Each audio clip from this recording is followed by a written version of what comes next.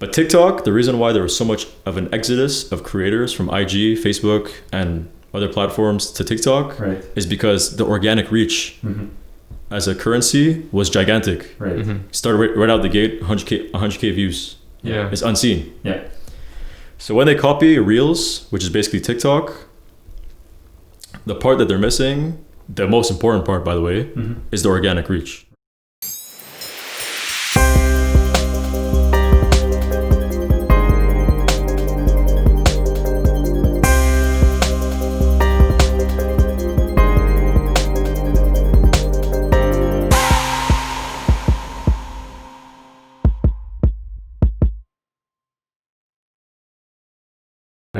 So hello everyone and welcome to another episode of Présent Podcast.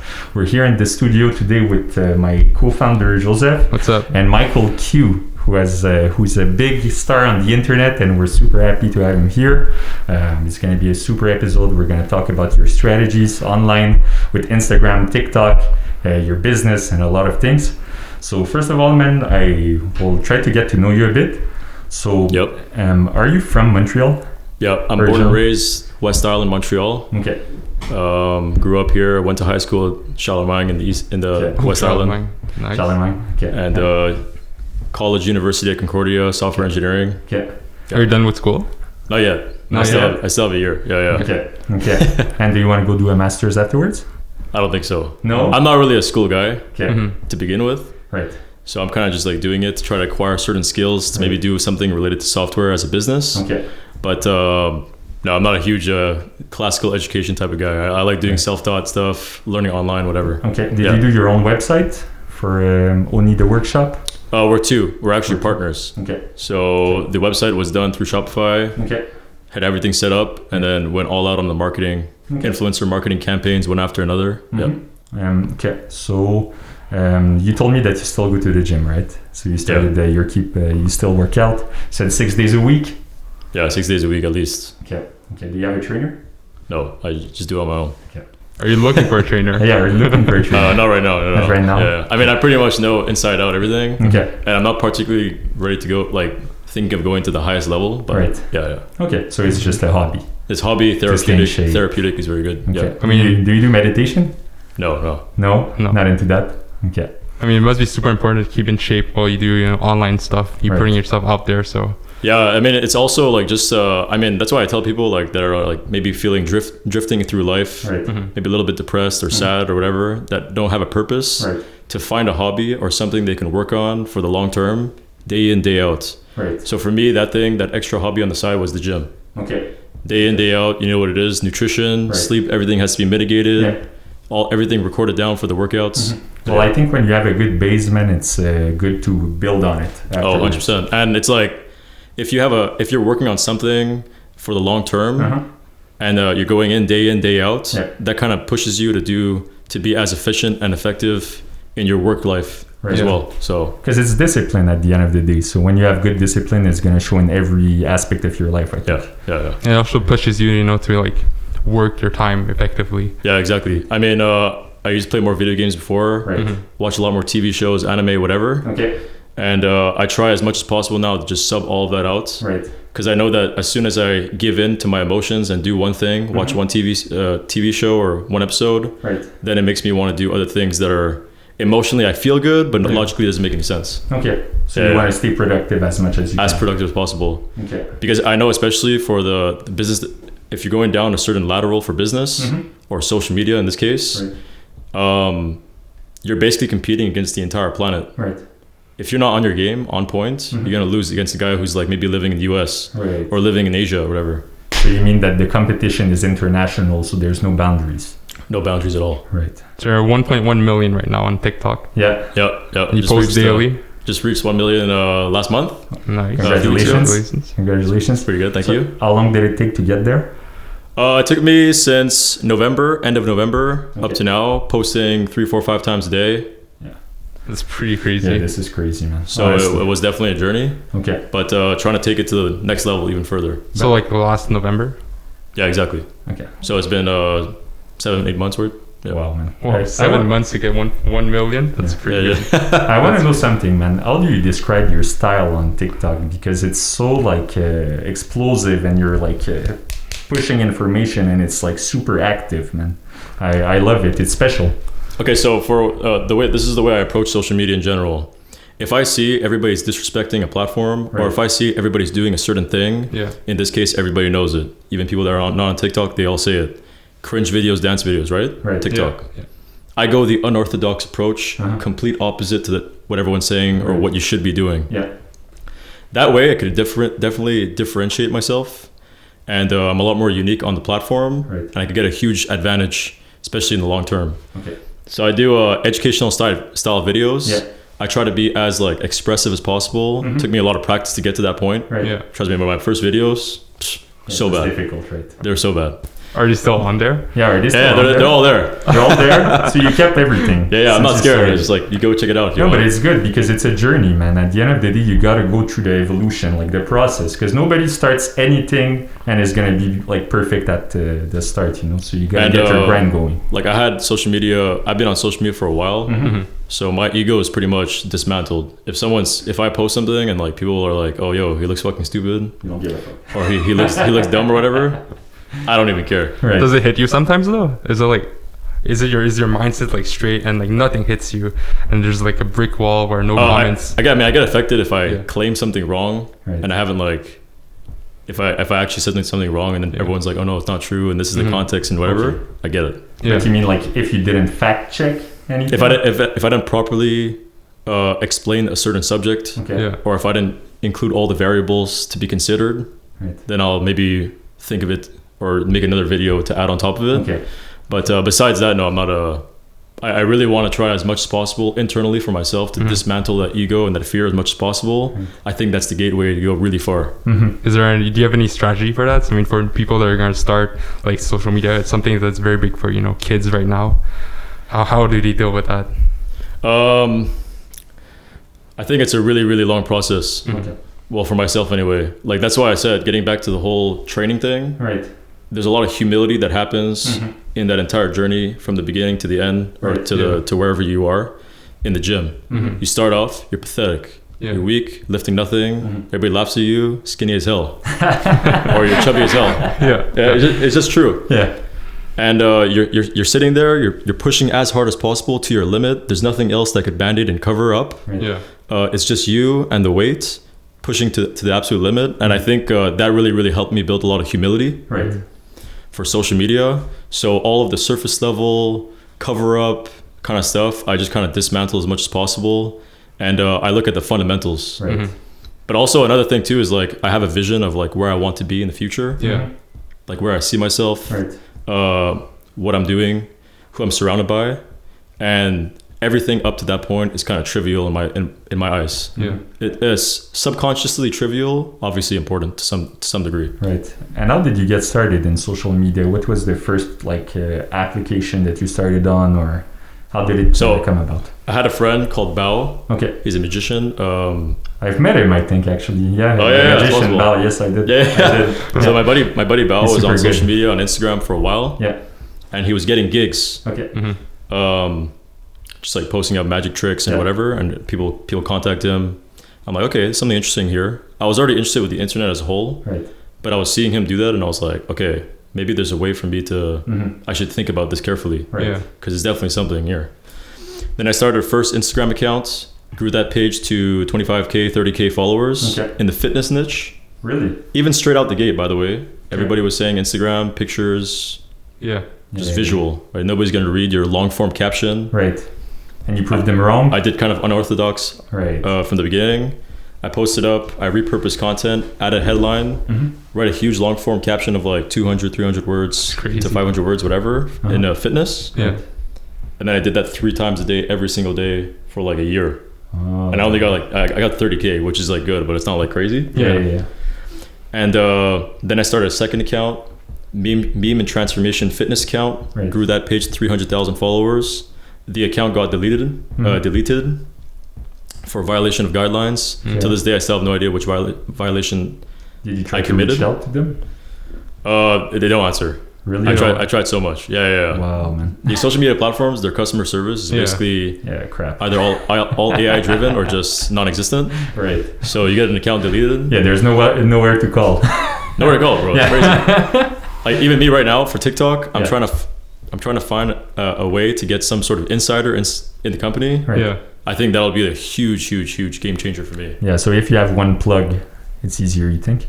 Like bro, it would change everything. Is it for like information or like? Not information. For if you get, for example, on TikTok. Just recently, I had a 7-day ban for violations. Really? The AI saw certain pictures on my green screen. Yeah. Okay. They didn't like it. Violation of guidelines. Banned me from posting for 7 days. Yeah. All right. And then if I had an insider, maybe he'd be like, there was a mistake here. Because all of the posts that I had that are violations, they were all appealed and restored after being reviewed by the team. Okay. So it's like nothing happened, right? Yeah. Still, it still counts. Wow. 7-day ban. And I'm like, if I had an insider, maybe I'd be able to clarify, fix that. As of right now, I'm screwed. Does the appeal work the same way on Instagram than TikTok? I'm not sure about that. Okay. I think TikTok is more efficient Okay. with their appeals. Right. Okay. I wanted to know, man, about your setup, because you talked about the green screen. Like, how do you record your videos? Because it's so interesting, because I see that it's like a green screen and sometimes you split it in half and there's like some footage on top, some footage at the bottom. Sometimes it's one. Yep. Like, it's super interesting, man. It's special. How do you work? How do you go about my this? whole process when it comes to content creation is I have a reference list. I try to stay in the creative mind throughout my entire day. Right. Every time an idea comes to my head, I write it down my reference list. Okay. All right. Now it's content creation time. I go to my list, check out the next idea, do some information checking online. I write a script. Right. Literally write a script, make sure the ad copy is all optimized for the video to be as effective as possible for the algorithm. Yeah. And then I find all the pictures or videos. The pictures that you see that are on top and bottom, I have to edit outside the app to set up my green screen in the background. Yeah. Right. Videos, if I find on YouTube or GIFs, have to screen record, make sure it's like the right formatting for the TikTok green screen. Then I film, then I edit, then I post. Are you doing that all by yourself? Yeah. That's pretty crazy. Okay. This is nuts. Man. So like, nobody's editing for you, nothing. It's all by myself, all directly on the app. So consistency is key, man. This is what I'm learning from what you're telling me, because on every platform that you went to, you were consistent, putting in work, like every day you're posting. So just like showing up every day. So this is it, man. It's consistency is key. And then it's like one of the variables, and then being as optimized as possible for the psychology of the audience, and to be as optimized as possible for the native algorithm. And to make sure the infrastructure that you've set up is good for the post as well.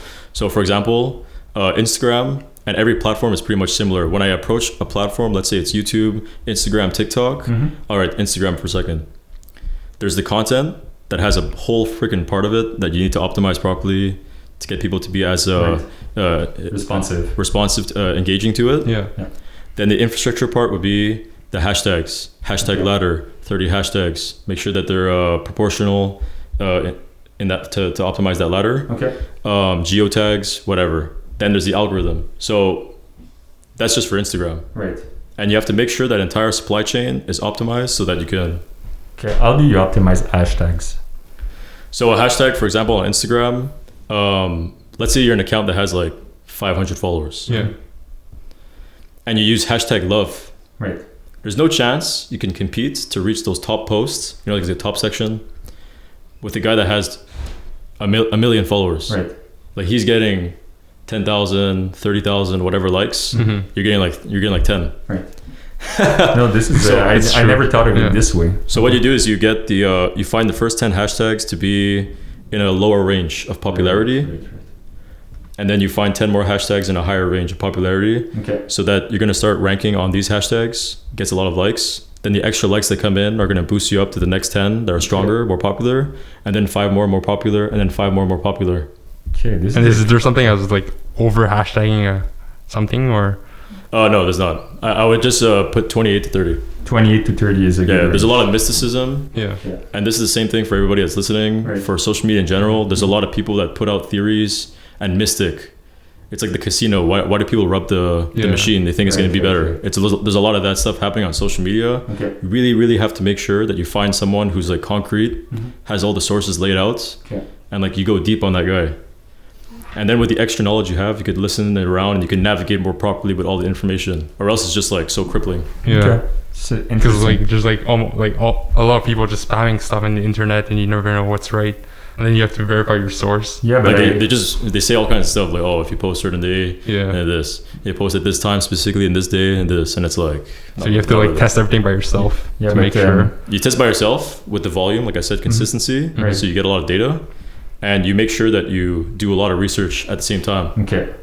So how did you get started on the research? Like, did you talk to other people, some of your friends that had Instagram as well? Like, how did it? I started straight up. Just into IG. Okay. I didn't do that much research on the side. I went straight into it, and then I was doing a bunch of strategies and tactics to try to grow as much as possible. Right. Yeah. And then I come across this guy, Gary Vee, and I'm like, you know Gary Vee, right? Yeah, I do. I come across Gary Vee, and I'm like, yo, that's literally what I did.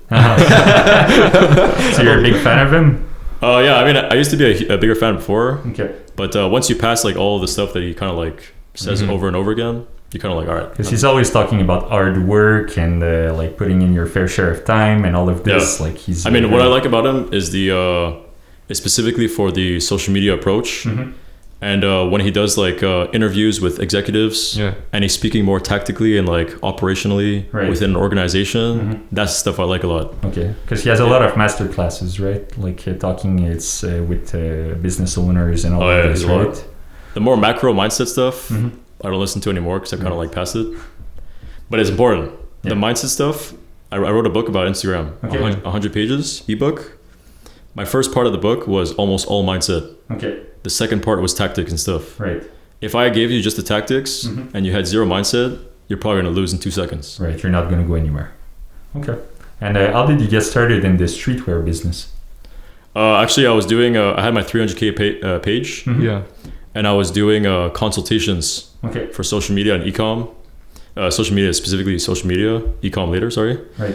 And then I came across a guy in Montreal who had another clothing brand called Odin Gear. Okay. I don't know if you know it. And then I worked with him for a little bit. But is Odin Gear a gym? Yeah, it's gym. Gym clothing, it's fitness. Right? Yeah, it's fitness. I've seen it, yeah. So I spoke to this guy a lot, talked a lot, we worked together, whatever. Right. And then I tried to ask for equity in that. Yeah. Didn't work. But he said that he had a second brand that was kind of like partially set up, not really, which was the one that I have right now, owning the workshop. Okay.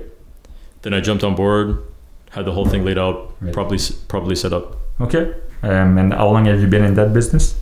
It's been about a year now. Okay. Yeah, it's very small. Do you only do retail? Or do you do business to business? Are you trying to score deals with bigger businesses and try to get... I tried, but now my primary focus right now is just... Social media, personal brand, whatever. Because it's striking. And later on, because clothing in general is not a good business. Okay. It's hyper competitive. Right. Bloodbath. Pathetic margins. Right. Unless, or I mean, at least to the extent that you have a lot of volume when you're purchasing stock. Right. And you could drop your costs a shit ton. So that you can sell, and if your brand equity is very powerful, so you can sell a lot at a higher price, so you have better margins. But besides that, but what do you think of high-end clothing? Like instead of going with volume and going in the mid-range, like would you think of ever going into the like maybe $200 to $300 a piece type of market? Yeah, but that's the thing. You see, like that market usually requires some sort of heavy branding. Okay. Yeah. Right. It's like, okay, I'm Kanye West starting a new brand, $500 for a hoodie. His collab with Gap. Okay, that's chill. But if you're out of the gate, regular guy, especially your average looking guy, you're just like, oh, yo, by the way, my hoodie's $500. You'd be like, bro, fuck out of here. Yeah. Okay, I totally get that, man. So you're just making the basically clothing part just for presence and for fun. Yeah, it's more for just kind of getting into that area, like there's a lot of practice that's involved as well, and it's good for branding. Everybody's wearing your clothes with a certain logo. Yeah, I think it's pretty strong. Okay, and down the line, I could expand into other things. So. Right, for sure. Well, I mean, it's experience at the end of the day, so you can go anywhere after that. But what would be another type of business that you'd like to add into if you had more time? I mean, right now I'm doing a lot of consulting too. Okay. Like with social media. so that's pretty cool. Okay. Doesn't really cost anything. Yeah, cost my time though. Yeah. And time is valuable, so. But I'm not really sure, to be honest, right now. I mean, something related to like an app or something would be good, but usually requires a good amount of investment. Yeah. Right. Did you like your major in software engineering? Not really. No? I don't know. I mean, I like business. Okay. Do you want to go and do an MBA perhaps? Probably not. No? Okay. Just like street knowledge. Yeah, street knowledge. But yeah, you're figuring street knowledge, it out. But just knowledge online. Like if I'm listening to PhDs online, I'm listening to professors online, whatever. Okay. And there's plenty of people that have none of those. Yeah. But they destroy all of these guys. Okay. So I try to be as selective as possible. And it's like, if I want to be like a millionaire, billionaire, whatever, or create tremendous amount of value through some sort of business venture, I'm not going to listen to a guy who had done a business 15 years ago, 20 years ago, different environments. Everything's different. Why the hell am I listening to this guy? Yeah, because it's not the same time. It's not the same game. Yeah, it's over. I mean, I talk to people that are 50 right now, like just like in my life. Yeah. They have zero idea, bro. Okay. It's so much different. No, but I feel, I understand that. There's a like, lot of this guy's giving you advice, and like your parents are giving you advice, and it's like, but they have zero idea. Yeah. Well, in their time it worked, but it was back then, so it's not the same thing. Yeah. Where do you think social media is heading in the next few years? Because I know now there's a situation with TikTok in the US. What do you think about that? US and China. Oh yeah, that's a big discussion actually. Social media as a whole first, maybe. Yeah, sure. Social media as a whole, back in the days, you used to call it, it's going to be a fad or something. Nobody's going to go online. E-com, forget it. They're just laughing at you. Yeah. Right. Now it disrupted everything. Social media as a whole is not going anywhere. The variations of the different social media platforms are going to change over time. Some will go bankrupt. I mean, Facebook, IG right now, on a financial report position, it seems kind of good. But from a more like social media, kind of like just as an industry, and you kind of take a look at all the players in the game, they're definitely getting hurt by TikTok. Yeah, you can see it when Congress drags a bunch of these tech CEOs in front of in front of them, which is ridiculous, by the way. He says it. He's like, the fastest growing app is TikTok. We're trying to find as much as possible of a way to like compete with them in that specific niche, that specific lateral of short form video apps. They tried doing it with Lasso, 2018. Nobody knows about it. Right. But this is Facebook, bro. They have a shit ton of experience in social media. They have a lot of budget. They have a lot of contacts. They tried to tap into the Indian network, and that app just failed completely. Right. They officially declared failure. Now what they're trying to do with against TikTok is trying to incorporate all the features of TikTok into Instagram. Maybe you've heard of it. Well, now there's the Instagram Reels, no? Instagram Reels. This is the same thing. It's the same thing, yeah. They're trying to do basically what they did with Snapchat. Yeah, but that's what they're going to do like all the time. The bigger tech companies, they're just going to try to buy in on the competition and do the same thing that they did, so... But the problem with Reels, and I mean, I don't know if Facebook is like dumb or they're kind of like just playing the game and they're too afraid to take the leap of faith. Right. I'll talk about the leap of faith soon. They don't understand like the reason why Snapchat works so well. Their stories feature adding onto IG against Snapchat works so well is because it's just a feature. Right. Like everybody there was a user. Everybody here's a user. It's a nice feature to add as a user. But TikTok, the reason why there was so much of an exodus of creators from IG, Facebook, and other platforms to TikTok is because the organic reach as a currency was gigantic. Right. Started right out the gate, 100K views. Yeah. It's unseen. Yeah. So when they copy Reels, which is basically TikTok, the part that they're missing, the most important part, by the way, is the organic reach. Right. We've seen the decline of organic reach on IG for a while with their algorithm shifts, whatever. And until they fix that, there's not a single chance that they're going to be able to like take this guy on too well, at least. But the thing is that too, like TikTok, the flow on TikTok is way faster. It's just like you're watching a video, it's done, it's another video in your face, and it's like boom, boom, boom, boom, boom. You're watching everything all like one after the other. But Instagram, it's different because since there's photos, then there's videos, there's IGTV, there's like... It's a little bit messy. It's messy. IGTV, it's like... But do you think there's a way that they could clean it up and bring it all together as like the ultimate platform? Because I see that Instagram has the potential to become like the greatest thing. I mean, I don't know if they're able to... There's probably a way to clean it up. Right. Yeah. But like I said, once again, their biggest problem is the exodus to creators, Right. The lack of immigration back into IG because of organic reach. Okay. Until they change that, it's over. And what I think happened was that they got kind of like monopolized a little bit of the market. Yeah. Nice little taste. And they switched to a fully monetization-driven model to make a bunch of cash in the moment. And at the expense of organic reach. So it's forcing you to pay for organic reach. TikTok comes in by storm, backed up by ByteDance, which has multiple companies already, a bunch of cash on hand, ready to bleed cash for a while to try to bankrupt these guys really fast. Yeah. Right. That's what they did. They come into the market, unlimited organic reach. All the creators on the platform, IG, Facebook, that are crying for organic reach, switch. All the users go with them. It was a big move. Yeah, for sure. So till they do that, and I don't know if they will do it because they have quarterly reports with the investors that they have to meet certain deadlines for finance, which is very quantitative driven. Right. There's not a single chance they could win. Yeah. And by the way, you talked about your future before in the interview. You said like, I see myself in 5 years or whatever. Like, where do you see yourself in the future in 5 years? Let's say. I don't know. Because you said you were a bit like you had an idea in mind of where you're heading. Do you have a? When I say vision, I mean like not exactly concrete what exactly I want to do, but a position. A position. Okay. So I want to be as free as possible. Okay. That means I'm not held down by anything. So financially free. Right. I don't know what the number is going to be, but the more cash obviously is going to be better. Yeah. It's also more exciting. Yeah, for sure. When you have more stuff. When you have more money, exactly. You have freedom. You can not only get more stuff, but you can invest in more stuff. Yeah. More projects. Okay. More other businesses. Right. That's super exciting for me. That's what makes me happy. And but that's like pretty much what I want to do.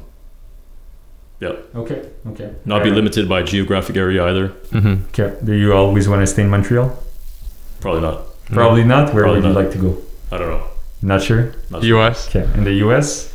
Not sure yet. Not sure yet. I don't know where in the US. It's a big discussion, right? Depends where. Yeah. Living is always gonna be tough, but as of right now, my 20s, right. I don't want to be anchored down in one location. I want to make sure to be, like Grant Cardone says, mobile. Right. Like really fast, boom, Right. switch. To have options. Because you see like all the big YouTubers or everyone that want to aspire to be the next big thing on social media go to like LA or like big cities like that. Like, I mean, if I see an opportunity somewhere, I'll go, right? Yeah. LA, I mean, it's exciting. It's exciting as far as the people. Yeah. Because apparently the work culture is crazy. Right. But political wise, I'm out. You're out. Yeah. I would get purged. Yeah. I wanted to know, man, because we're talking social media and all of that. What do you think constitutes like unhealthy social media consumption behaviors? Like consuming social media in an unhealthy way. Like, do you think there is such a thing as that? Oh, like psychological damage for people? Yeah. I mean, I guess. I mean, it's like the same thing Gary Vee says. Like everything is just standardized on the table. Yeah. So you just see everything now. Right. The person's state of mind hasn't really shifted that much. They're more exposed to more things. If they're exposed to destructive ideas or exposed to destructive piece of content, it sucks. But if they're exposed to good things, that's great. But don't you feel like it's social media kind of portrays like a false sense of reality? And being stuck on that all the time can kind of deceive you in a sense? Yeah, that's why you want to be as objective as possible, grounded as possible, and analyze everything in the most naked sense. Okay.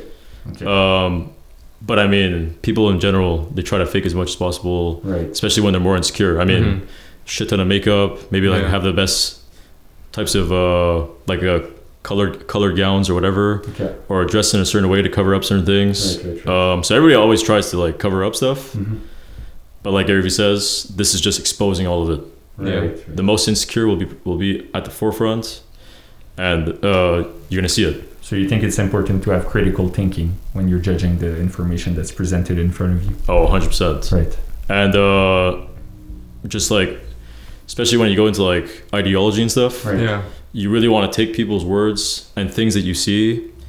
You want to listen and not listen at the same time, kind of grain of salt, but kind of analyze at the same time. That's why I like to go deep on one person in general. If I see this guy's making sense, I'm gonna listen to what he says. Right. I'm not gonna be arrogant and just like one thing I don't like about him, just discount the whole thing. But in general, you want to be as objective, critical thinking as possible. Because there's always things behind the scenes, maybe agendas or whatever. Right, for sure. Well, especially in politics and all of this. But so how do you think a small page should approach building a following on Instagram? Okay, so I'll start with this, even more like backed up a little bit. Approaching social media in general. Right. I think the place I would go would be TikTok just for the sake of, and it's going to be hard at first, especially going on video. Not everybody's ready to do it, but it takes practice. Only because TikTok's organic reach is still high and we're still in an early stage. Right. You start IG right now, you have to literally be an expert IG. And I know you starting on the social media platform like IG, you're not an expert when you start out. Right. No. So I would take a step back and really carefully analyze, maybe find some information online of where the place you should be right now. Right. Look carefully at the places where people are disrespecting. Excellent place to go. Right. What do you mean by disrespecting? Well, TikTok's cringe videos and dance videos. I've never downloaded the app, but I hate it. Right. Excellent place to go. Yeah, because I'll be honest with you, I only downloaded TikTok today to see your page because like I had this misconception of it from all the hate that I've been getting from everyone that's saying, the only thing you hear about is like there's girls, small girls dancing on TikTok. Yeah, exactly. This whole thing, like it's for kids and all of this. But if you're saying that going on it is going to give you like a good carry over towards Instagram, there might be potential. Oh, it's the primary move right now. Right. You go straight in IG, I guarantee you're not going to go far. Yeah. But exactly like I said, but more fundamentally, you have to look at more fundamentally. Okay, you're someone who wants to have some sort of business, either through art, either through product, service, whatever. You want to find the places that have all the attention, underpriced, all the attention, and where that attention hub may be, I couldn't give a shit whether it's branded IG, Facebook, TikTok, whatever. Yeah. This is an attention hub.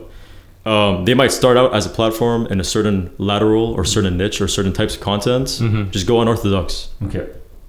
I mean, IG started out the same thing. Everybody was saying certain things. You should do this. Right. YouTube, same thing. They should be doing this. Internet as a whole, there's not going to be e-com and all kinds of stuff. Right. All that changed. So just trying to do it a different way from what's being done in the common spectrum. Just look at it more from a fundamental standpoint. Yeah. It's like source of attention. Okay, perfect. I'm in. Yeah. Maybe I'll think about it. Because that's why I feel your content is working so well, because the way I see social media is it's like stimuli. When you give stimuli to someone, but your content on TikTok is like 100% stimuli in your face, boom, boom, boom, like you're packing information.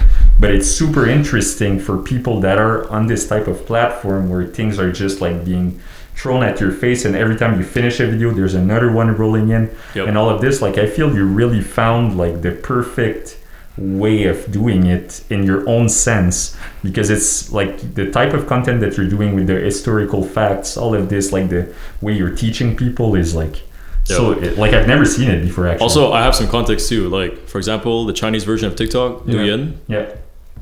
It started out more like fashion and like fun stuff and funny and stupid stuff. Right. And in the last year, 2 years, from what I know, their educational side of the platform completely exploded. Right. I knew it was going to be the same thing with TikTok.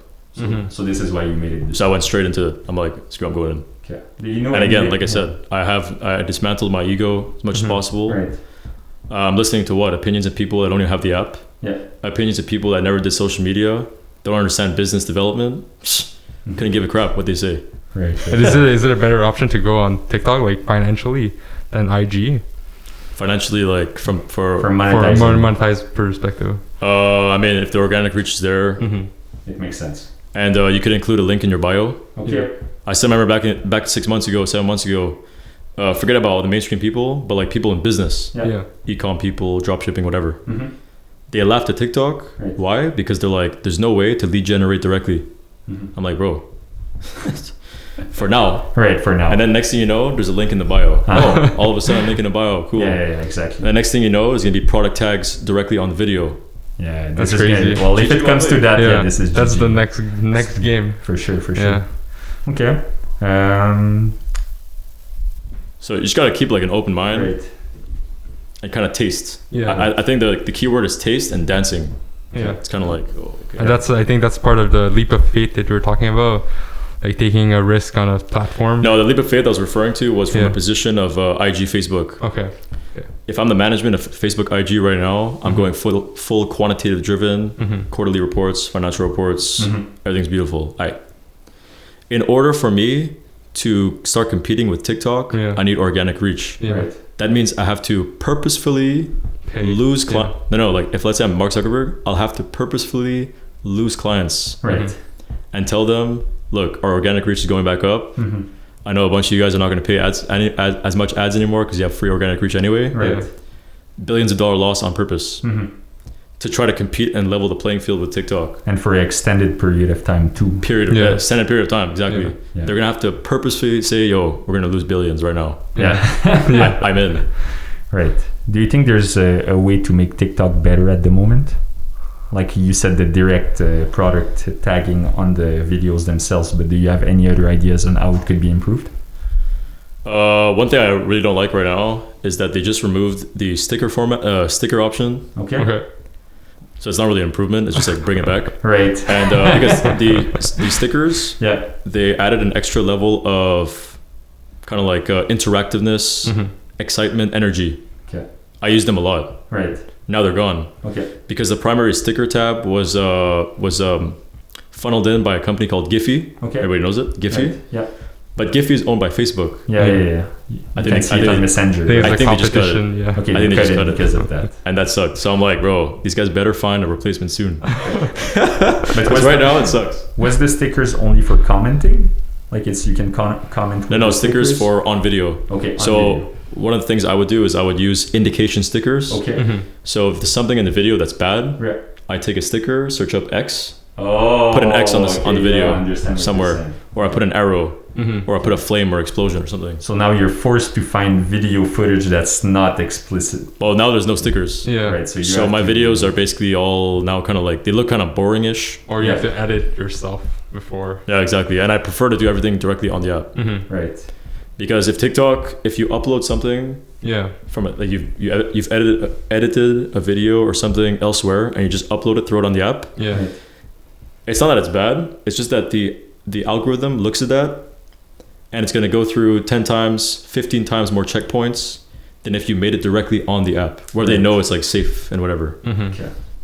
And with the amount of videos that you're posting a day, because you're posting like 4 or 5 times, do you ever run out of ideas? Like, how does that work, man? Like, how do you always find new things? Like, does it ever happen that you come back on the same thing that you've talked about before? Like, how does that not right now. I mean, now I'm touching everything. Yeah. Okay. I did some animal stuff, right. I did some business stuff, I did some history stuff, space, science, whatever. So like I've literally gone like full mainstream, right. And I'm just like, screw it, I'm in. I see an animal video that's kind of cute, right? Like a hero story, and I'm like, all right, I'm down. Right. And your friends that are doing TikTok in Montreal, what type of videos are they doing? So I have a lot of friends in Montreal that do TikTok, but well, not that many, but a good amount. Yeah.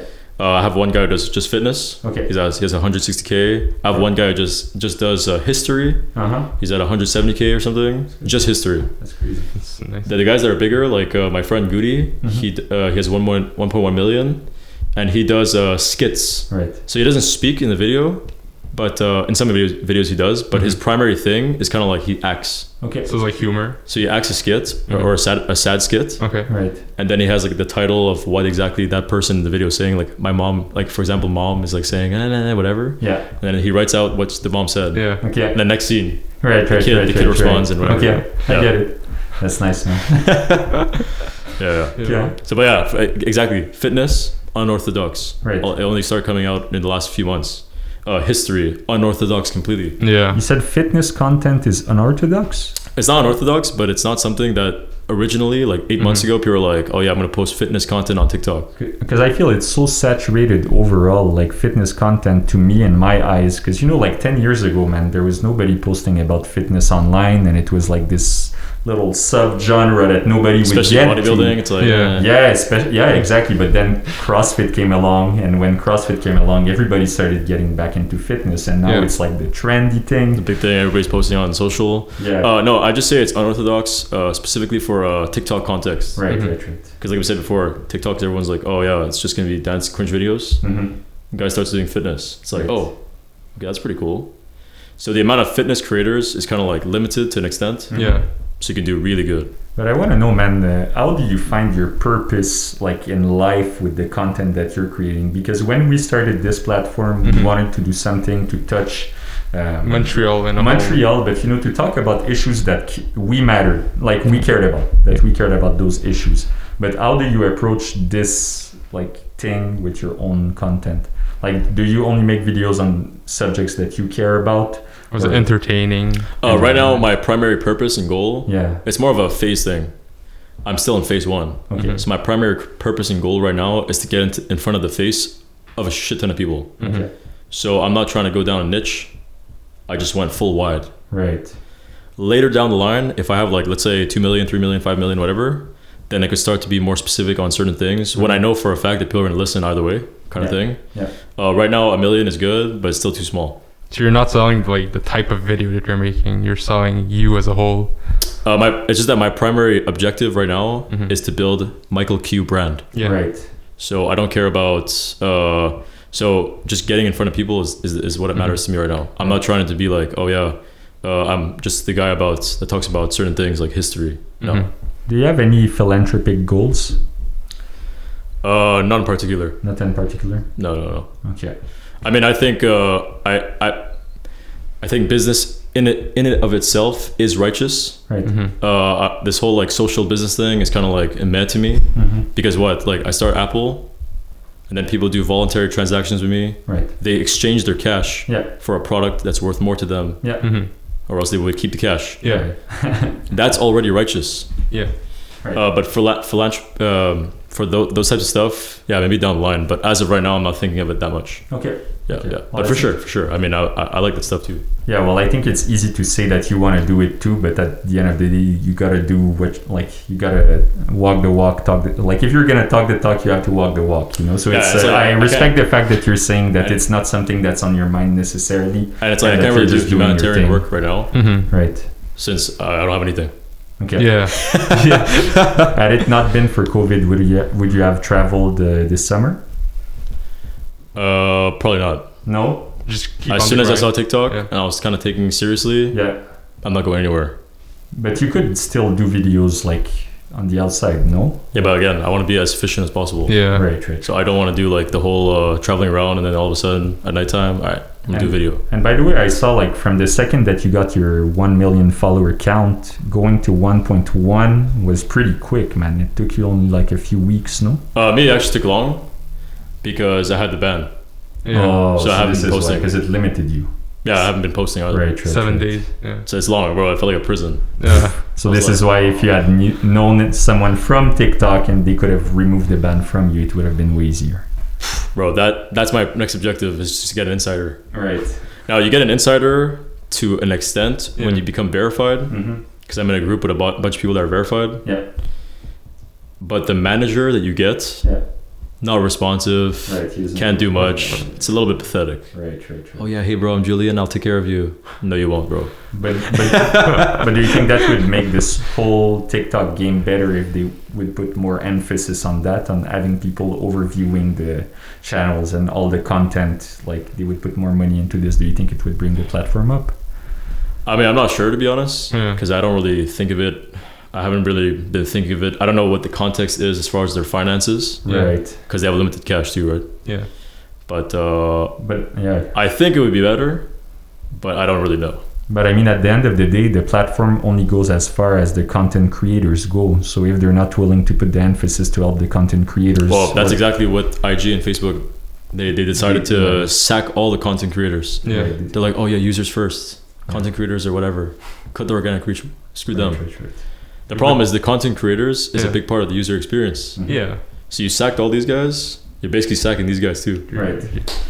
Oh my god, these guys. Wait, do you guys have like anything for TikTok creators for like Twitch? Like people on Twitch have TwitchCon. Like they all go to a place. Yeah, I think they have like conferences and stuff like that too. Yeah. For TikTok. I haven't been invited to them.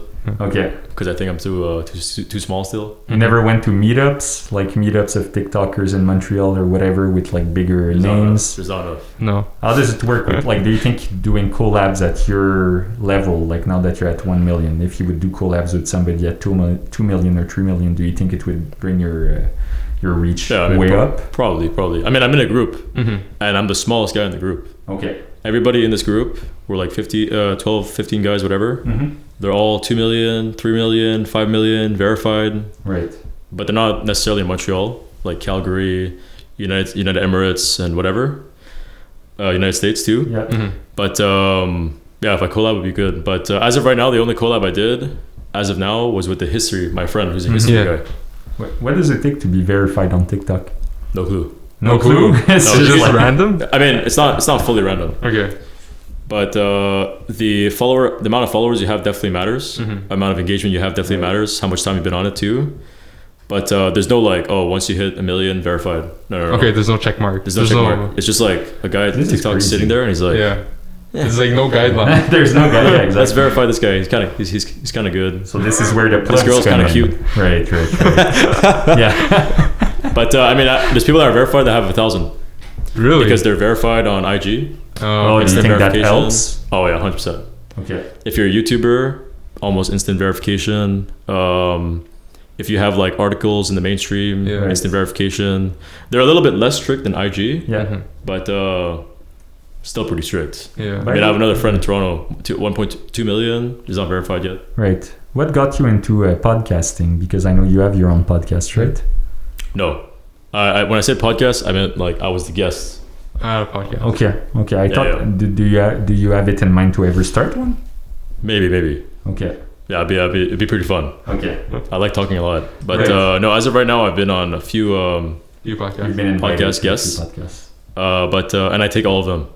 There's no limit. Right. Like I said, ego, humility. Yeah. Out the door. And if the guy has 0 followers, I'm in. Yeah. If it's a bad quality thing, I'm in. Yeah. Just as much as possible to build as much content and branding as possible. As possible. So that's kind of like my rationale. But it creates good organic following as well to just go on everyone's podcast. I do. And you know, like this and I do like 15-second clips to 60-second clips on TikTok. Yeah. It's like it's not that long. No, yeah. So if you do like this 1 hour thing, you get to know more of the person. For sure, man. It's a lot better for relationship. Yeah, and who you're portraying yourself to be on the TikTok videos is not the same person as we're getting to know right now. People they see me on TikTok, they're like, holy crap, this guy has so much energy, whatever, he's going insane. Right. And he speaks a little bit weird, looks kind of funny. Then they see me in a podcast and they're like, yeah, is it the same guy? I did my first TikTok live session last week. Yeah. And people were like, yo, is something wrong with you? Your voice is kind of different and the way you speak. Bro, what's wrong with you? But I feel like, man, you talk so much about like being humble, humility and all of that, but you told me like you don't meditate and you don't do that type of stuff. Like, do you read a lot? Yeah, I read a lot. No, I don't do meditation. Maybe I should. Yeah. Because my sleep is pretty bad. Okay.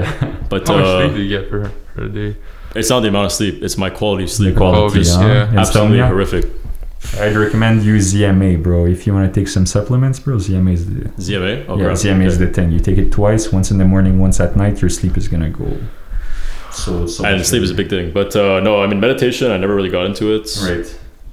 There's a lot of the things with meditation that are linked to mysticism, and I'm not really a mystic guy. Right. Yeah. But I definitely have to work on that. The meditation thing is good. Are you religious? No. But I study religion a lot on my own. Not a lot, but like to an extent. You find for the sake of understanding philosophy and how people think, so they can interact more properly and understand the world better. Right. But no, myself, I'm not religious. Okay. Yeah. Who are the philosophers that inspire you? If you have any type of philosophies and all of that, do you have any? Right now, I'm kind of like arcing towards, and I'm still thinking carefully towards like an objectivism, Ayn Randian type, radical capitalist. Yeah. Okay.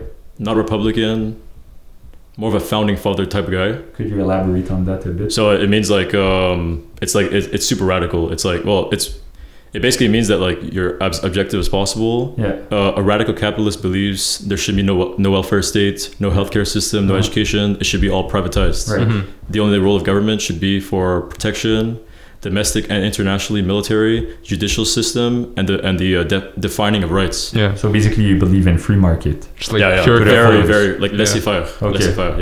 Yeah. I'm a believer in free market too. I'm still thinking about certain nuances. Yeah. Right.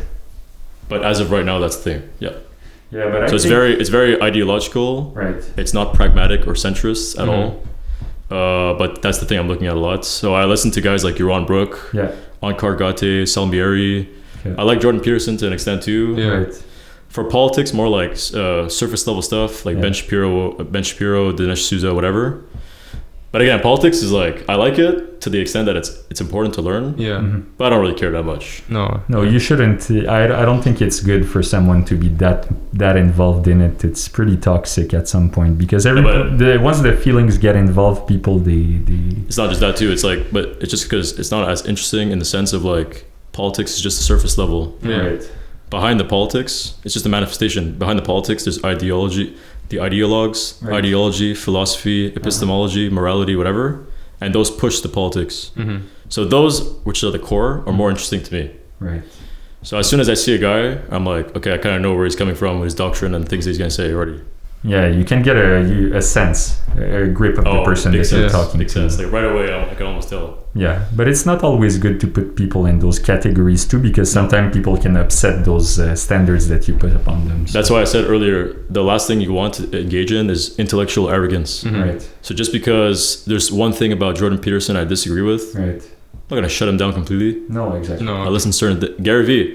Yeah. I like Gary Vee's social media business development stuff. Mhm. As soon as he comes into the realm of politics, ideology, I'm like, Hey, but you're never gonna fit with anyone 100%. 100%. Yeah. exactly. So that's the key. So it's like take it with a grain of salt, Yeah. but analyze carefully and take certain things that are important, Yeah. maybe ditch other things. Yeah. By the way, talking about Jordan Peterson, he says that like young men in 2020 and all of this, they lost a lot of meaning, like to their lives, Oh, okay, yeah. like on a deeper level. Okay, yeah. Do you believe that? Do you feel that like young men are lost at this point? Like, do you feel there's like a loss of purpose in life in general? I think there's a nihilism and loss of purpose Right. in the whole thing, Uh-huh. especially just young people in general, Yeah. Right.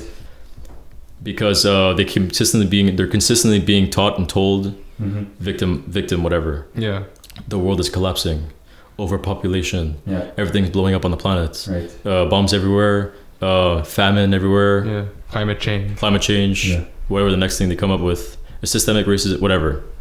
And it's like, I understand why people would be nihilistic. Right.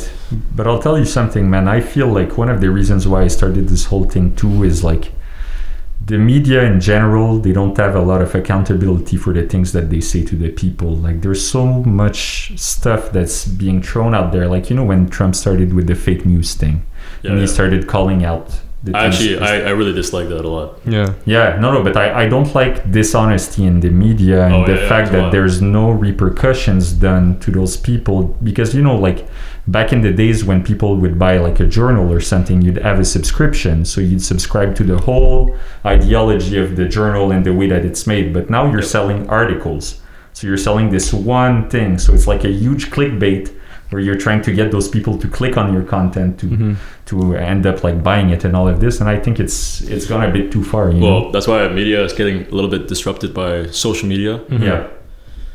And they're getting desperate, so they're trying to be as just controversial as possible. Yeah. Like for the sake of chaos kind of thing.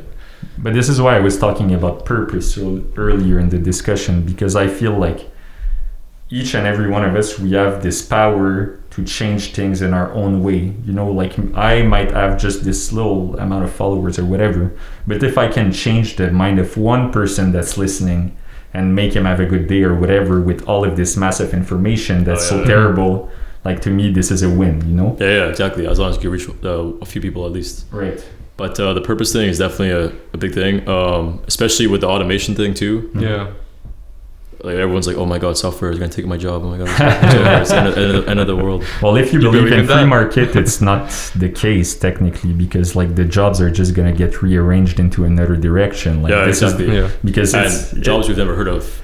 But I think this is why there was this like huge meme for a while that was like learn to code, and they would tell that to like baby boomers like that lost their jobs, and they're like, oh, learn to code and it's gonna be fine. Like, obviously it doesn't work that way. You know, you can't become a software developer in 1 year or whatever when you've been working doing something your whole life.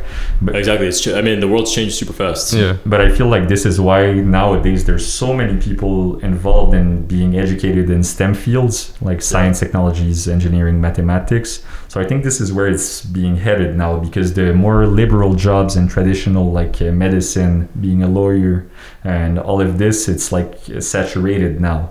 And this there could be more automation in these domains, because let's say a doctor, you give a prognostic. But like if you have the bank of symptoms and all of this, and it can be automated in a certain way to a certain extent, not 100%. And I think people look at automation as such an evil thing. I mean, technology in general. Yeah, right. But it's like the efficiency helps your standard of living significantly too. Yeah. Which is something that people don't really think about. Yeah, but I feel it's like it developed in such a way, because let's just look at Amazon. Let's say Amazon's crazy. Man, and this is crazy to me, because it's like 10 years ago, like when you would buy something, like it would take a month to come to your house or whatever. Now it's like same day delivery, you know, like it's so crazy to me that like this is such like first world problems, you know, when they say that like it's a first world problem. Like people, they're like, during COVID, they're like, my package is taking 2 weeks to get to my house. It's like, yo, give yourself a break, man. Like 10 years ago, it would have taken you a month and a half. You wouldn't have batted an eye. And now it's like everybody's tripping on this. It's exactly like you said, first world, third world problem thing. It's like, everybody has a loss of purpose. They think the world's is the worst place ever. And it's like, okay, but what if you lived in l'année 800, or the year 200? That's good, bro. But I feel like no, it would have been way worse. Oh my god. But the standard of living of people was basically flat historically. And then all of a sudden, like 1700s, 1800s, electricity, internet, massive explosion. Yeah, but I feel it's like the standard of living on objective things like this that like up your health level and your wealth and all of this. But on the psychological level, I feel that now like we're so individualistic as a society that it's maybe one of the worst times to live in that sense, because like when you're suffering, like there's not that many people for you and all of this, like following you and being there for you. I feel it's a weird time to live in right now, especially with the COVID stuff. It's like, and all of like this. A bunch of rich people, there are a lot of them depressed, sad, whatever. Yeah, exactly. Money does. Well, I read a quote like recently that hit me, and it said that like if you're like money doesn't buy you happiness, but being poor is really gonna make you miserable. Like it guarantees the misery. Exactly, guarantees the misery, and I feel that like so much, man. It's better to be unhappy and rich than unhappy and poor too. 100%, bro. But like just at the very least, like people should recognize, like from a historical context, like we're good, bro. Oh, we're good. Really, well, we're good in Canada, Quebec, and our demographic. We're good from a historical standpoint. Like, even the poor areas are good. Yeah, they're way better than they used to. So obviously a lot of stuff we can do, but at the speed that it's going right now, where do you think TikTok is going to be? Like social media as a whole, you know, it's going so fast. Man, that's a tough question. I mean, I can't even. I'm not even sure what's gonna happen. But I mean, TikTok's not going anywhere anytime soon. 2 billion downloads, 900 million active users monthly, which is literally insane. As long as they're able to keep that up, like, and the challenges and inducing all kinds of fun things on the platform and keeping the organic reach nice and high, or at least to an extent higher than the median. Not going anywhere soon. I think IG, Facebook better hurry up and change something fast. Actually, this is interesting because all of the other platforms that kind of try to copy TikTok, and there's a lot, bro. So many. There's literally an army. So now YouTube's trying to do it too. Shorts by YouTube. There's Likey Singapore app. There's Tangi, which is Google's, which I think is coming out soon. Lasso tried it, IG Reels, whatever. Triller, Byte, all kinds of stuff. One of the things that they're gonna so they're all trying to fight for that domain of short form video app, that lateral. And one of the things that they're gonna struggle with is what I call like TikTok virus kind of thing. Okay. So it's like, for example, IG Reels comes forward and Byte comes forward, and everybody already established their position on TikTok to an extent. Yeah. It's still been a while.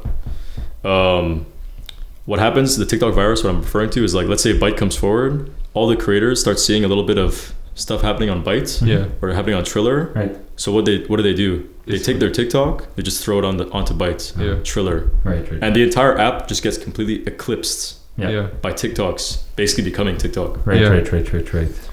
I don't know how they're going to do it, but that's going to be a big challenge for a lot of these guys. Like IG Reels, bro. I mean, everyone I know, they just throw the TikToks on IG Reels. They don't do like native IG Reel. No, exactly. You're just like duplicating the same content. It's just like 15 second clip. Yeah. But by the way, man, we spoke about every social media that there is, except, in my opinion, the biggest one, but YouTube. Oh, yeah. How do you feel about YouTube? Because I mean, like, man, it's been there since forever, and now it's like in my opinion, YouTube, there's never gonna be a thing that's gonna replace it. Like, it's hard, but that's the thing. Of all the social media platforms, you can like choose like, okay, to be a video dominant thing, or just even more subsection, video long form dominant, or video short form dominant, or picture dominant, or text dominant Twitter. Yeah. And once you've controlled that entire like that environment, it's very hard for someone to come in and be like, get out of here. Very, very tough. It almost has to be disrupted by some sort of outside force. Right. So like TikTok's kind of like hurting. TikTok's hurting Spotify. TikTok's hurting YouTube. TikTok's hurting Facebook. It's like it's from another different angle. Yeah. But YouTube, bro, like it's so strong. Like evergreen content can stay there forever. Right. I mean, it's hard to start from ground zero as a creator, but if you're able to like leverage it. But I think like TikTok and then YouTube is the monetization aspect on YouTube that's very strong, and I think that's one of the main points that differentiates certain platforms from one another. Because I have one friend that's shout out to Sion. Do you know Sion? He was in Concordia. I know. He's doing the Daily Tock. I know. Sorry, podcast. But he was talking to me about the fact that like weed videos couldn't get monetized on those platforms. And all of this, but it's like those are limitations for content at the same time, because he told me like there's not a lot of people, because he was dealing with watching what Vice Quebec was doing, and they were doing a lot of weed videos, but they couldn't get any monetization from it because in the terms and regulations of YouTube they wouldn't allow it and all of this. But I feel like all of those terms and regulations, like it happened with Twitter, that people said that Twitter was too liberal in the way that they were operating and all of this, but you can close and open doors with those terms and regulations at a certain point. Well, that's one thing too with like just Silicon Valley in general, right? Aside from all the drug stuff and whatever, which by the way is banned on TikTok too. Like if TikTok sees one thing it doesn't like, the AI just looks at it. Nah, screw you. Bro, relax. It's educational, bro. Relax. I'm trying to help them understand. But the same thing with the door of, for example, like political views. It's like they kind of like, for example, speech, right? They say hate speech. Okay, cool. What exactly does that mean? What constitutes? And the hate speech is going to be dictated subjectively by the individual 100%. Who's controlling the company. And they might just like cut out your account for being a hate speech guy or whatever. So as of right now, what we're seeing, Facebook, IG, Twitter, all these guys, YouTube, it seems like people that are right wing, not even radical right, but they'll say it's radical right. Right wing people are being like a little bit kind of like censored. That could be a big opening for a door for another platform to come on and be like, yo, we're here for you. We're gonna push the right wing people to have their own thing where they're not gonna be stigmatized. But we're gonna be like, fill the gap. Say whatever you want. Right. If you want to say them racist, go ahead. But do you think that's dangerous? Because I mean, like, let's look at TikTok, man. There's so many kids on TikTok. Like, it's good to have terms and regulations in a certain sense, because having this type of free market. Like having this type of free market with content is very dangerous, because it's unpredictable. It's like no, but like just in this day and age, a thing that I find that's so crazy, but like nobody's batting an eye because we're just used to it. But like anybody can take their phone and record themselves filming anything. Anything. Anybody can put anything on the internet. It can go viral with all of this. So this is why, to me, this type of like internet police is important in a sense because it's the private company, like let's say it's Facebook, they can do whatever they want. Like, you know, and I love when people say like, First Amendment, free speech, whatever, and I'm like, private property has precedence over your First Amendment thing. 100%. The First Amendment thing, free speech, is for you can say whatever you want on your property. Right. Yeah, exactly. This is their property. Yeah. Now there's a lot of stuff that's there, but is it dangerous? I mean, I don't even know. I mean, the first question is, can that type of platform even pick up with mainstream people? Right. Maybe because not. It's gonna be a niche. Like maybe not. Like, and if they identify and say like, again, on this platform, anyone saying anything, there's gonna be a lot of stuff that could be whatever. Yeah. Right, but I think it's at your own choice and discretion. But at the same time, I think the issue with that is that if there's free speech on a certain platform, it's going to be very difficult to monetize the things, because who would want to give ads to free speech? Because it's like your ad can go on any type of video or whatever if there's not a good control over it. Like if I'm a company and I say I want to put I was referring to like the organic content. Oh, okay. For the Facebook ad stuff. But not necessarily Facebook. But for that platform's ads thing, yeah, it could be more strict. Sure. Why not? Okay. And again, maybe like the goal of the platform is not even to be like monetized. Maybe it is, but maybe not. Okay. What's your point of view on Snapchat? We didn't touch on that. I don't have much on that. No? Is it still alive? Yeah, it's alive. It's actually alive. Yeah. But I mean, I don't have too many friends using it. Yeah. Right. So it's anecdotal. Yeah. But I mean, I don't know what's gonna happen on Snapchat. I don't really care about it. I don't even use it. Mm-hmm. I even check everyone that was on Snapchat before that I know. Yeah. Like they're not uploading stories and whatever. No, exactly. I think it's just like your friends. It's a bit like a messenger. You know, people are just using it to chat between themselves and to have those little group convos. I think there's something they need to add onto it to make it more popular again. Mm-hmm. I don't know what it is though. Yeah, I think it's pretty dead because they don't have the same funding as the other big tech companies. Yeah. And this is like, do you think it's a bad thing that there's such a monopoly in the tech industry? Because it's like all the big corporations like Google, Microsoft, they can just buy in like on your concepts and just put more money into it, and then you're screwed, you know? I mean, not particularly. Again, the whole monopoly fear thing is a little bit ridiculous. Right. I mean, TikTok just completely came in by storm. Yeah. If we had a bunch of what creates if we want to talk about monopolies for a little bit, the monopoly thing, the biggest problem with monopolies is when the company gains some sort of political power through legislation blocking anyone from coming in. Yeah. Then it's GG, wipe out. Yeah. Like right now. If you want to fight that company, that platform, you have to free it up. Free up the econ. Right. Let these guys come together and destroy these guys. Right. And there's going to be someone that will come. Yeah. Do you think the ban is going to be real? For the US, the US ban? Yeah. I doubt it. You doubt it? Highly doubt it. Just conspiracy. So India banned it. Yeah. And India is very collectivistic. Mm-hmm. Right. So I mean, I even see it. As soon as you say India, people that are Indian, they're like, yo, that's me. I can say, all right. Or if you say something bad about India, gang. say something bad about India, yo, screw you, bro. So India is very collectivistic, meaning that the government has near unlimited power to do whatever it is that it wants. Right. Modi, unlimited, does whatever he wants. Yeah. Because the people are like, oh yeah, he's representative of the people. Right. All right. In the United States, Constitution, whatever, you can't do that. No. You can't just go in and be like, yo, bro, I know you have a little restaurant, but I don't like you. Yeah. I'm taking it down right now. Yeah, you're out. What? I mean, for what? Yo, national security threat. I know you're friends with the guy in China. What? Yeah, it doesn't work like that. You can't just do that. And it's like a full violation of property. Could you imagine if they banned TikTok? It's like crazy. It's going to send a massive signal in finance to every guy that decides to be a foreign investor or to invest in the United States with their business or to headquarter in the United States, whatever. Just because TikTok is attributed to Chinese government, just because this guy's attributed to Sweden, which may have a rogue government. It's like... No, it's too much. Maybe not. For sure. And the government doesn't even have... I don't think it has that power to be able to just come in and be like, yo, we don't have any proof, but we don't like you guys too much and you're Chinese. Who gives a shit? Yeah, exactly. And but I think it's more of a political move. The political move is that Trump is coming up with the election, Democratic Party, United States elections, and we already know that again that the platforms in general are very biased towards the left, including TikTok, by the way. Right. So this might be a move to kind of like pressure TikTok.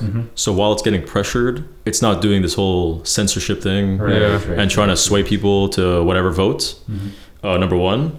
Number two, how did he win the election the first time around? One of the primary things of winning the election had to do with you identify a problem that's external. You tell the American people, yo, bro, all your problems, it's those Chinese guys. They vote for you. For sure. This kind of ties into the same thing again. It's like, yo, it's China, Chinese virus, China everything. And so that's probably one. I think it's like a political theater and political move. I doubt it's going to be bad. What do you think about now Joe Biden is running for president? It was announced today that he's representing. Yeah, I think, to be honest, I think Trump's going to win. Again? Yeah, I don't think Joe Biden's going to win. I mean, I don't follow politics too closely, but everything that I've been seeing up to this point now, and I've looked at everything, right? Yeah. The play Joe Biden's going to go down is going to be basically, and this is what the Democratic Party's going to do. They're going to go down the play of, yeah, we're not Trump. Vote for us. That's it. Yeah, this is it, man. They're not going to take a position, whatever. But Joe Biden, he's going to try to be as centrist as possible, not putting out any policies. If he does, it's going to give even more leverage to Trump. Yeah.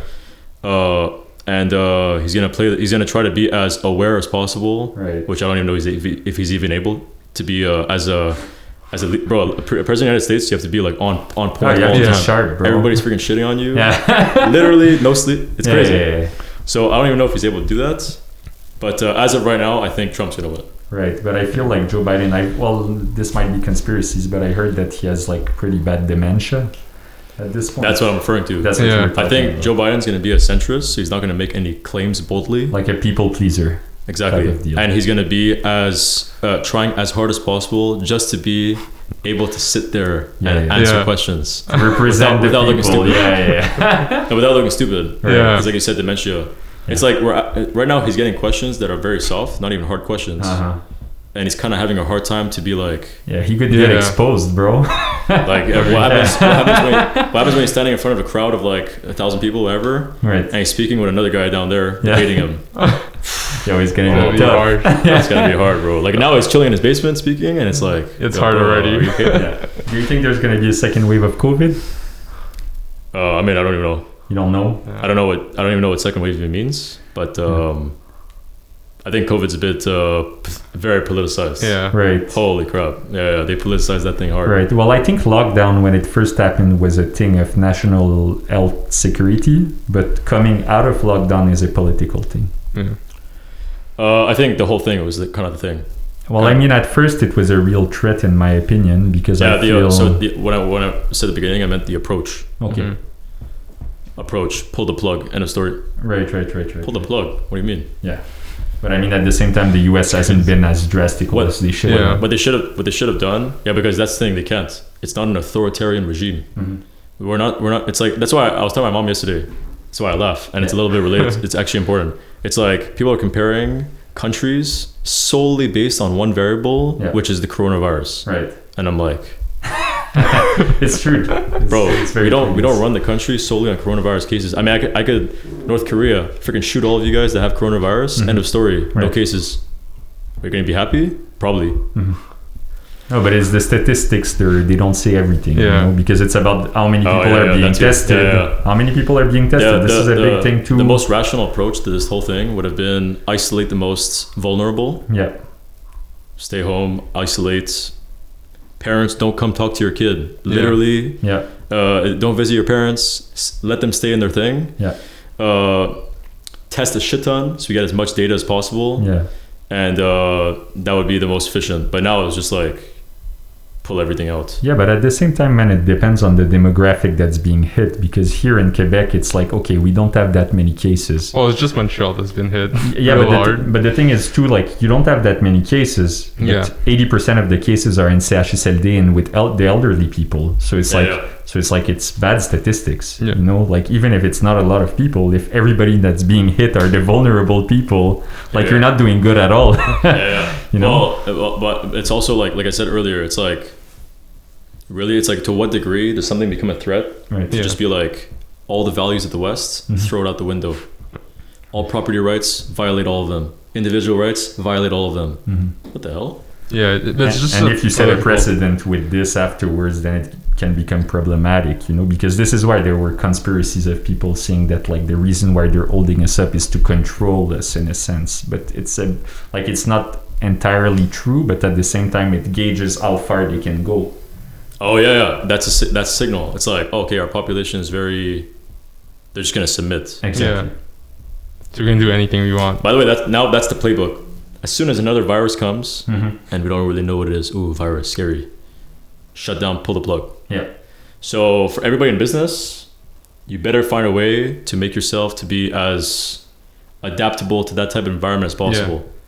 Because if you have like a restaurant or brick and mortar thing, that was hard for a restaurant. They pull the plug again. It's like, what are you gonna do? No, but it comes back to the thing of like, if you don't have any online presence in 2020 as a business owner, like you're not doing. Yeah. You're not optimizing. You're not winning.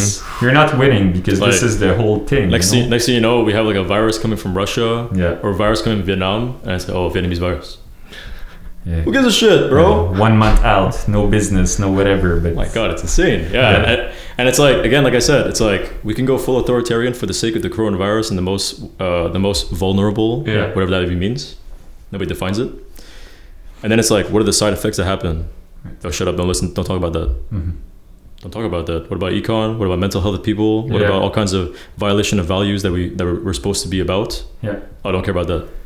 But this is why to me it's so crazy, man, because there wasn't any talks about like mental health, no talks about a lot of issues that were very important. It was just economics. Like, it's like shut up and just do whatever, and it's like this is it, you know. But exactly. As soon as I saw that and I saw the approach they were taking, I was like, oh God. It's gonna be a long month. And you know what's worse? What's worse is that I feel like Canadians are even more unanimously together with lockdown all. Right. Yeah. Right. Which is scary because I'm like, holy crap, well, what's the next thing you're going to do? Exactly. Yeah, they're vulnerable. Yeah. And they look at Americans. For sure. And by the way, some Americans are dumb. But they look at Americans, they're like, let's say fighting for freedom thing. And I'm like, and they're like, these guys are all stupid. Yeah. No, maybe you should think. At least think about it. Think about it. At least think about it. Because, I mean, if you just look at the statistics, though, like in the United States, it's a bit like, it's pushed far right now because there's all the numbers are just like, and then the WHO changes the thing again. California, the CDC changes Florida, the thing again. Yeah, but it's gonna change after the election. It's just an election move. Bro, that's what I said. Like it's like BLM. All right. Yeah. Coronavirus. All right. LGBT. All right. It's like, what about 2 years ago? Yeah. Okay, the election's coming up. Okay, I got it. Yeah, exactly. The timing feels right. Yeah. It's perfect. It's the perfect timing for it. It's just a perfect excuse. Like everyone shut up. Yeah. We don't have any problems. And then the election comes and then there's a solution. Exactly. There's a solution. That's why and we're going to implement it. And we're the party that's going to change everything. It's funny because I said that on my story, on my IG story. I'm like, think carefully about what the agenda and who benefits from whatever that happens. Yeah. Right. Nothing controversial, just like think. Yeah. Then people are getting mad and I'm like, really? What the hell did I say? Yeah, but I feel like with the COVID situation and people staying home all the time, people are just irritated at everything, bro. Like everything that's a little bit controversial in nature that's being posted 100%. Online, people they go ape shit, bro. They have time. You know, you have people have time. You have CERB, you're chilling at home, kind of bored a little bit. Yeah. People cashing on their PCU. Ouais, exactement. And then, exactly. So they're all going out, activism, whatever. Mm-hmm. Yeah. Well, the United States, like, it's a disaster. Chicago, Seattle, Portland, it's like riots everywhere. I'm like, what the hell? Yeah. Is it a big subject, COVID, on TikTok? Like, is it so COVID? mainstream? Yeah. I don't think it's as mainstream. I think what happened is like, okay, COVID's a huge thing. Everyone's scared. All right, it's the worst virus of all time. All right. And then BLM, and then everyone does protesting. But they know deep down they're like, coronavirus is bad, right? And they're like, oh no, but I'm also with them for that. But it's a conflict of interest in nature, man. And then BLM passes, and they're always going to be like, I guess it's not as bad as I thought, but I don't want to say anything. Yeah. I saw it, bro. They're all like, okay, coronavirus is so bad. Okay, it's the worst thing ever. Shut down everything. All right, BLM comes. Okay, cool. Oh, it's back to the worst thing ever, and it's like. Yeah. But at the same time, man, it's just a very touchy situation because the BLM movement in the United States, man, the situation with George Floyd, Breonna Taylor, all of this, man, it's like, at some point you gotta step up, man. I don't care if there's a world pandemic or whatever, like. Yeah, but it's just like at least be consistent with your claim. Yeah. Oh, 100%. Yeah. There's definitely inconsistencies for sure. Protesting is good, or it's whatever. It's like we think it's good. Right. At least say, okay, coronavirus is bad. Yeah. Nah. No. How do you feel about the rioters? Okay, so it basically summarizes like this. Okay, the whole thing. Yeah. And I've been following BLM since the founding, 2013, funded by $100 million by Hillary Clinton Foundation, and George Soros and all these guys. All right. It's been around for a while. Mm-hmm. When I saw Canadians and Europeans and Australians and all these guys saying BLM, I'm like, holy crap. One of the most successful campaigns I've ever seen in my life. Right. Yeah. They did a semantic overload. Mm-hmm. Just like black lives. People just think, the life of black people matter. That's what they're about, right? Yeah. But there's actually an organization, Black Lives Matter. And I knew that from the beginning. Okay. It summarizes like this.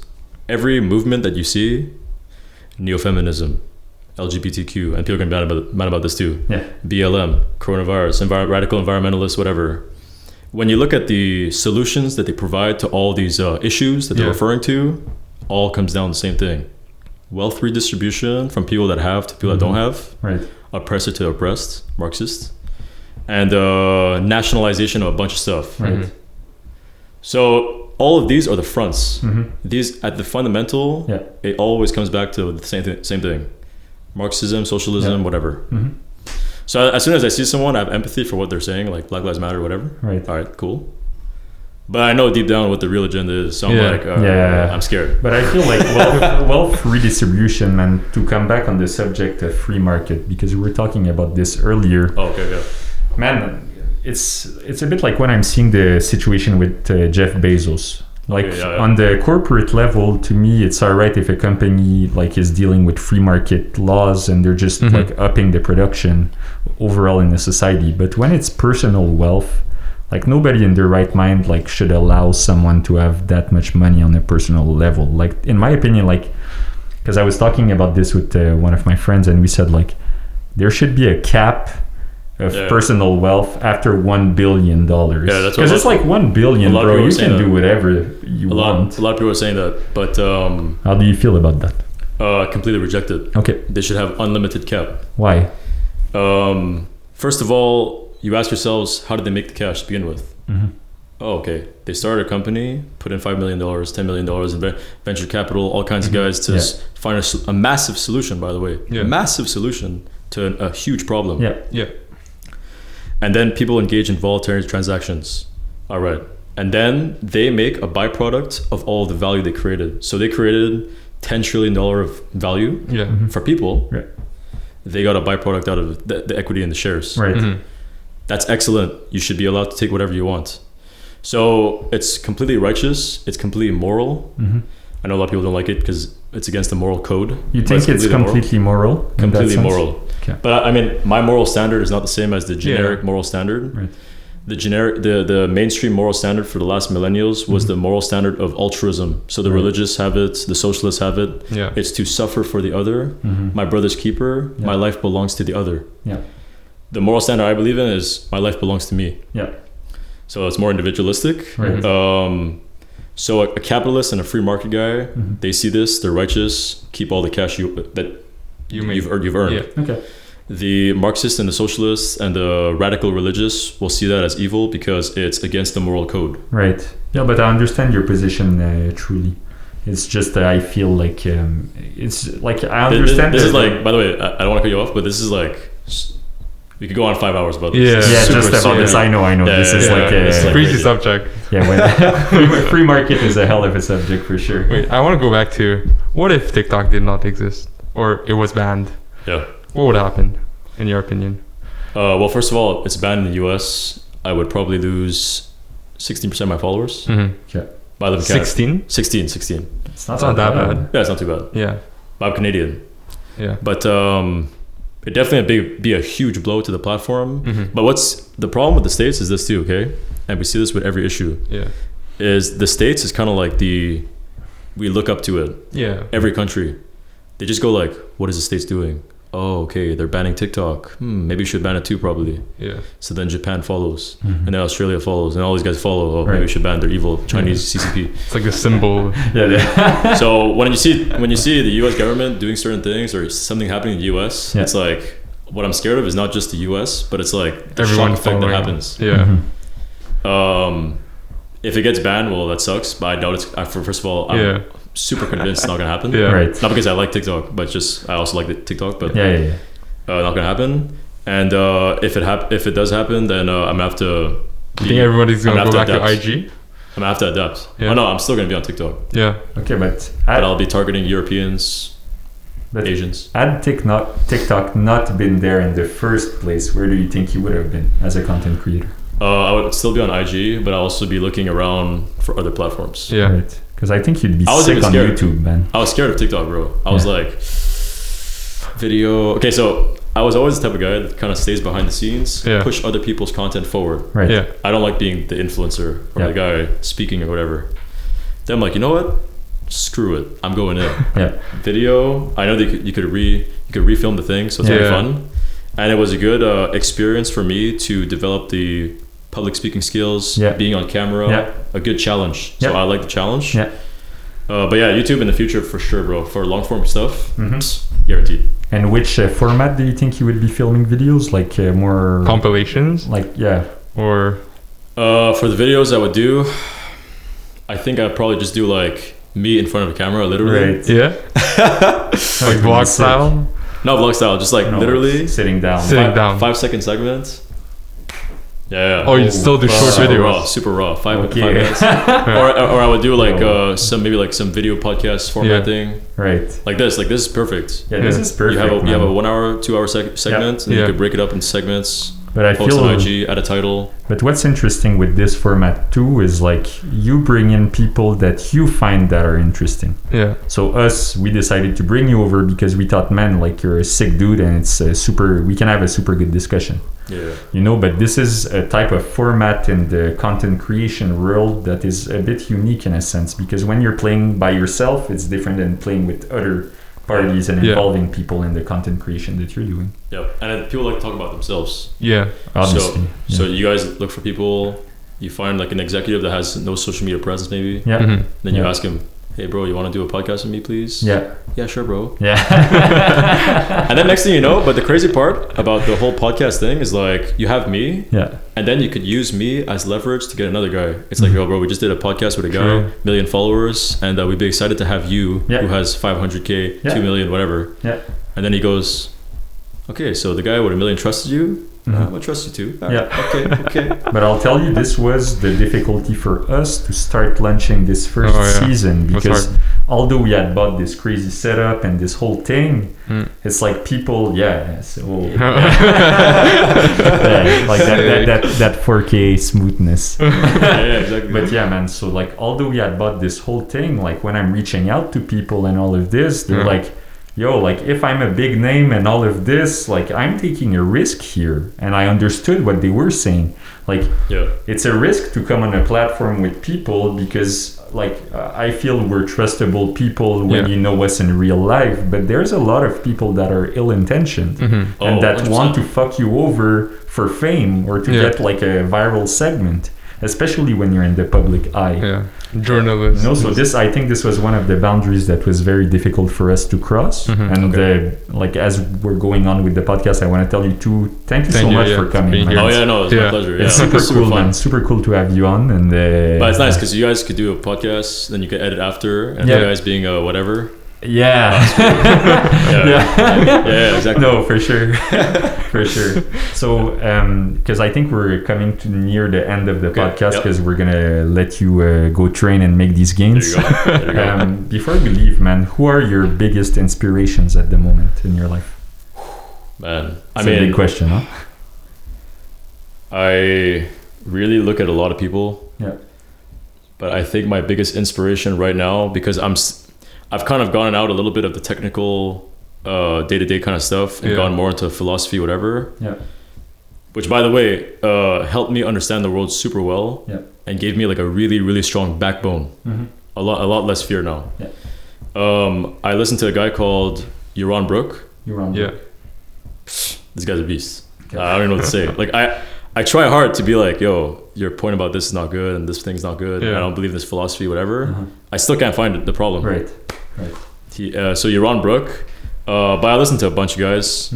Gary Vee was a huge one for me in my like 3-4 years ago for just branding, reinforcing with structure the mindset in my head, the mindset I had when it came to business and social media and the approach to like just life in general. So that was a huge thing. Sure. But I think those two guys are really big. I mean, I listened to all of them. I listened to Grant Cardone. I listened to Tom Bilyeu. I listened to Valuetainment. Gary Vee. Listened to Ben Shapiro, Jordan Peterson, all these guys. All of the big mainstream guys. All the more mainstream guys, And but Yaron Brook's the least mainstream guy. Yeah, but honestly, out of all of the list of the people that you talked about, it's the only one that I don't know. So I'll take this recommendation and go look at it. He's. I mean, he's like I think 20,000 subscribers on YouTube. Really? There's nobody. He's so small. Okay. Super small. Super small. And the ideology that we kind of like focus on with this is guaranteed to never become mainstream until there's a moral revolution. That's why it's so small. Okay. Because, bro, like I told you before, and people are probably getting mad when I said it earlier. Who the hell goes and says dismantle healthcare? Right. Yeah. Dismantle education. Dismantle all of the regulations in banking. Dismantle all kinds of whatever. Make it full laissez-faire free. Nobody says that. Right. Republicans don't say that. Libertarians are all over the place. It's a huge tent thing. Nobody says that. It's like a whole system reward. And they don't say that, and they don't like those kinds of ideas. Full responsibility, individualism, whatever. Because of the morality of altruism. Even the Republicans have the morality of altruism. Right. They're religious. Yeah. No, it's a great closing statement, I believe.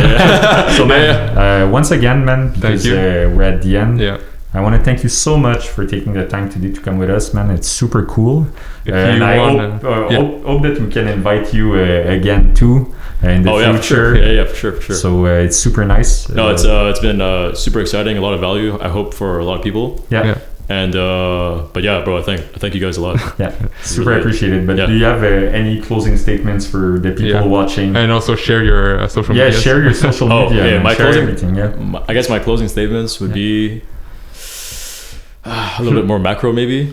But specifically for social media stuff, would be to try as hard as possible to develop self-awareness of yourself. Right. And dismantle all the limitations to make yourself free. So dismantle the fear. Like actively dismantle the fear. It's always going to be there, but try to like manage it properly. Dismantle the ego as much as possible. Build up the humility. Test stuff out. Test a lot of stuff out. Don't be arrogant. I think you could do really good. Yeah, honestly, this is a great closing statement, because for us, like starting this whole thing and being on camera, and at the start of the podcast, you're always a bit anxious, and there's always, like all of the equipment here, all of the equipment, and exactly. It's always because you're like on the spot, and getting used to this fear and facing it every day when you're doing new content. It makes you a better man at the end of the day. Like imagine you guys in like a year. It's gonna be way much more fluid, way faster. Maybe better equipment. Everything's gonna be just really good. All right, man. So for my handles, if you guys want to message me on Instagram, it's king_KHIEU. And if you want to send me an email, it's Michael MICHAEL .KHIEU@gmail.com.